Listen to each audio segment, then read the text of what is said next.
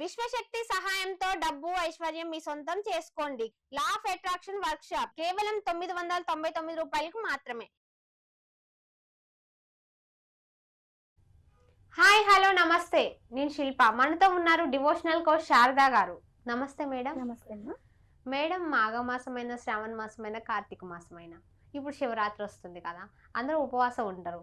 అసలు ఉపవాసం ఎలా ఉండాలి మేడం ఆడవారు? అసలు ఉపవాసం ఉండమని ఎవరు చెప్పారు కదా? అవన్నీ మనం పెట్టుకున్నటువంటి నియమ నిష్టలు. ఎందుకో తెలుసా, ఇప్పుడు ఈ కాలంలో చేస్తున్నటువంటి ఉపవాసాలే కాదు. ఓకే. పూర్వీకులు చేసేవాళ్ళు కటిక ఉపవాసం చేసేవాళ్ళు, మంచినీళ్ళు కూడా ముట్టుకోకుండా కటిక ఉపవాసం చేసేవాళ్ళు. ఎందుకో తెలుసా, మనం ప్రతిరోజు ఫుడ్ కన్జ్యూమ్ చేస్తూనే ఉంటాం, ఏదో ఒకటి తింటూనే ఉంటాం కదా.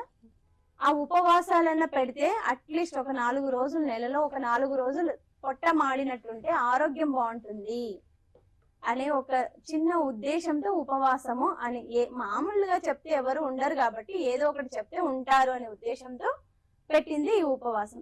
దాన్ని మనం ఏం చేస్తున్నాము? టీ తాగుతున్నాం, కాఫీ తాగుతున్నాం, పాలు తాగుతున్నాం, ఫ్రూట్స్ తింటున్నాం, పండ్లు తింటున్నాం, ఇంకా అటుకులు ఉప్మాని, ఆ ఉప్మాని, ఈ ఉప్మాని, పలహారాలు ఏవి ఉపవాసం కిందికి రావని చెప్పి అన్ని కడుపులో నింపుకొని ఉపవాసం అని అంటున్నాం. ఉపవాసము అంటే దేవుడికి దగ్గరగా మనం ఉండడాన్ని ఉపవాసం అంటారు. దైవ నామస్మరణతోటి దగ్గర అవ్వడాన్ని ఉపవాసం అని అంటారు. మనం అన్ని తిని చేసేది ఉపవాసం కంటే కడుపు నిండా తిని కావాలంటే దేవుడికి దగ్గర అవ్వచ్చు కదా. ఎందుకంటే బాగా మలమల మాడిపోతుంటే కడుపు ఏ ఉపవాసం చేయగలుగుతాం మనం కదా? ఎప్పుడెప్పుడైపోతుందా నాకు ఆకలేస్తుంది, ఈ ఉపవాసం ఎప్పుడెప్పుడైపోతుందా నాకు ఆకలేస్తుందని మన ఆత్మారాముడైతే అరుస్తూ ఉంటాడు కదా.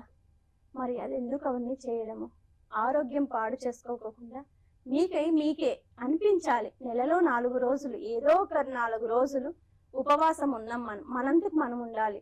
ఉంటే దేవుడికి దగ్గరగా ఉందాం, దైవ స్మరణలో ఉందాం. ఆకలేస్తే ఒక పండో పాలో తాగి మనం దీక్షగా ఉందాము అనుకుంటే ఆడవాళ్ళు కానీ మగవాళ్ళు కానీ ఎవరైనా ఉపవాసం ఉండొచ్చు. కాదు, అలా కాకోకుండా ఉపవాసం ఉంటున్నామని సినిమాలు చూసుకుంటూ జాగరణ ఉంటున్నామని స్నేక్ అండ్ పామాట ఉంటుంది కదా, అది ఆడుకుంటూ కూర్చోవడం కాదు ఉపవాసం అంటే. ఉపవాసం అంటే దేవుడు నామస్మరణతోటి. ఇప్పుడు ఈ రోజు అంతా నేను ఎవరితో మాట్లాడాను, ఇది నా మౌనరథం. పొద్దున్న లేసినప్పటి నుంచి సాయంత్రం, ఎందుకంటే మనం లొడ వాగుతూ ఉంటాం. ఆ వాగుడితోటి కొంతమంది హట్ అయిపోతారు, కొంతమంది బాధపడుతుంటారు కదా. ఈ రోజు నేను ఎవరితోనూ అలా దీక్షగా ఒక రోజు తీసుకోండి, అది కూడా ఒక టైప్ ఆఫ్ ఉపవాసమే. పిల్లల్ని ఊరికి అరుస్తూ ఉంటాం మనం, ఎక్కడ కోపం వచ్చినా పిల్లల మీద తీస్తూ ఉంటాం, ఎందుకంటే వాళ్ళు మనకి మీద తిరగబడి కొట్టలేరు కదా, అందుకని మనము వాళ్ళ మీద అరుస్తూ ఉంటాం. ఈ రోజు ఉపవాసం అనుకున్నాను కదా, ఈ రోజు నా పిల్లలు ఎంత అల్లరి చేసినా సరే, ఇల్లు పీకి పందిరేసినా సరే నేను వాళ్ళకు ఒక మాట అనకూడదు అని ఒక నిర్ణయం తీసుకోండి. సరే, మీరు బాబా భక్తులని, ఇంకొక వెంకటేశ్వర స్వామి భక్తులని, ఆ భక్తులని, ఈ భక్తులని, ఆంజనేయ స్వామి భక్తులని, ఏ రోజు ఉపవాసం ఆ రోజు ఉండటానికి ప్రయత్నం చేస్తారు కదా. అలా అన్నీ పెట్టుకున్నప్పుడు మీరు ఆలోచన చేసుకోండి, నేను ఉపవాసం ఉండాలనుకుంటున్నాను, ఈ రోజు ఎవరిని బాధ పెట్టకూడదు, ఎవరిని నొప్పించకూడదు, ఎవరిని తిట్టకూడదు, ఎవరి మీద అరవకూడదు, నేను నియమ నిష్టలతోటి ఉపవాసం ఉండాలి అనుకో. ఒక నెలలో ఏవో 4 రోజులు ఉండి ఇప్పటి నుంచి నాకు కోపాన్ని వెంకటేశ్వర స్వామికి ఇచ్చేస్తాను, ఇప్పటి నుంచి నా బాధలు కానీ ఏవైనా ఉంటే నాకు వచ్చినప్పుడు పిల్లల మీద చూపించుకోకుండా బాబాకి ఇచ్చేస్తానని ఇలా ఒక్కొక్కటి నిర్ణయం తీసుకోండి. నేను కూడా ఒక మంచి నిర్ణయం ఒకసారి తీసుకున్నా. ఎలానో తెలుసా, నాకు ఒకసారి బాగా కోపం వచ్చింది. మా అమ్మాయి ఇల్లంతా పీకి పందిరేసేసింది.